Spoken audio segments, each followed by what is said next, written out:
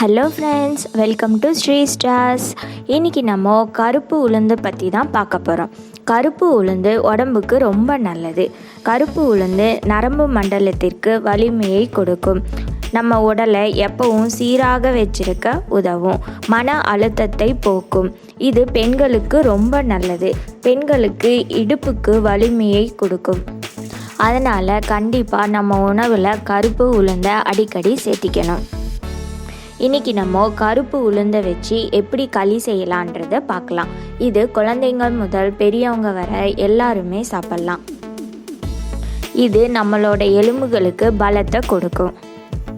குறிப்பாக பெண்களுக்கு கருப்பு உளுந்து ரொம்ப நல்லது.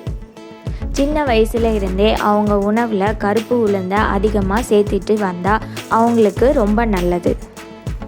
நம்ம இதயத்திற்கு பலத்தை கொடுக்குற சக்தி கருப்பு உளுந்துக்கு அதிகமாக இருக்குது. உளுந்து களி எப்படி பண்ணுறதுன்னு பார்க்கலாம். கடாயில் கருப்பு உளுந்து போட்டு நல்லா வறுத்துக்கணும். லைட்டாக கலர் மாறுற அளவுக்கு வறுத்துக்கணும். இப்போ நம்ம 1/2 கிலோ உளுந்து எடுத்திருக்கோம். 1/2 கிலோ உளுந்துக்கு ஒரு 10 ஏலக்காவை இதோட சேர்த்து வறுத்துக்கணும். நம்ம உளுந்து எவ்வளோ சேர்த்துறோமோ அந்த அளவு பச்சரிசியை இதோட சேர்த்திக்கணும். இப்போது 1/2 கிலோ உளுந்துக்கு 1/2 கிலோ பச்சரிசி இதோட சேர்த்திக்கணும். உளுந்தை மட்டும் வறுத்தா போதும், அரிசியை வறுக்க வேணாம். இதை நம்ம நைஸாக மாவாக ஆக்கிக்கணும். இந்த மாதிரி ரெடி பண்ணி வச்சுக்கிட்டா இதை நம்ம எப்போ களி வேணும்னாலும் இந்த மாவை யூஸ் பண்ணி செஞ்சுக்கலாம்.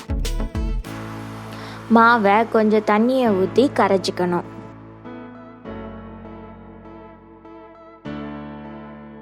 அடுப்பில் பாத்திரத்தை வச்சு தேவையான அளவு தண்ணி சேர்த்திக்கணும். 1:3 ரேஷியோவில் தண்ணி எடுத்துக்கணும். 1 கப் மாவுன்னா 3 கப் தண்ணி எடுத்துக்கணும். தண்ணி கொதித்ததுக்கப்புறம் நம்ம கரைச்சி வச்ச மாவை மெதுவாக அதில் ஊற்றி கலக்கிட்டே இருக்கணும். அடி பிடிக்காத மாதிரி மாவை கலக்கிட்டே இருக்கணும். தண்ணி கொஞ்சம் தேவைப்பட்டால் சேர்த்திக்கலாம். ஓரளவு கெட்டியானதுக்கப்புறம் நம்ம தேவையான அளவு வெல்லம் சேர்த்திக்கணும். 1 கப் மாவுக்கு 1 கப் வெல்லம் சேர்த்து கொஞ்சம் கெட்டியாகிற வரைக்கும் அதை கலரிக்கிட்டே இருக்கணும். ஈரமான கையில் அந்த மாவை தொட்டு பார்த்தா அது கையில் ஒட்டக்கூடாது. அப்போ தான் அந்த உளுந்து வெந்துருச்சுன்னு அர்த்தம். அவ்வளோதாங்க, நம்மளோட கருப்பு உளுந்தங்களி ரெடி. இதை அப்படியே ஒரு 5 மினிட்ஸ் மூடி வச்சிடணும். நல்லா செட் ஆனதுக்கப்புறம் இதோட நல்லெண்ணெய் சேர்த்தி சாப்பிடலாம்.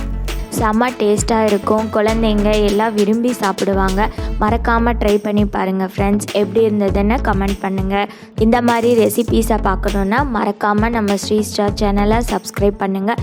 இந்த வீடியோ பிடிச்சிருந்ததுன்னா லைக் பண்ணுங்கள், ஷேர் பண்ணுங்கள். தேங்க்ஸ் ஃபார் வாட்சிங்.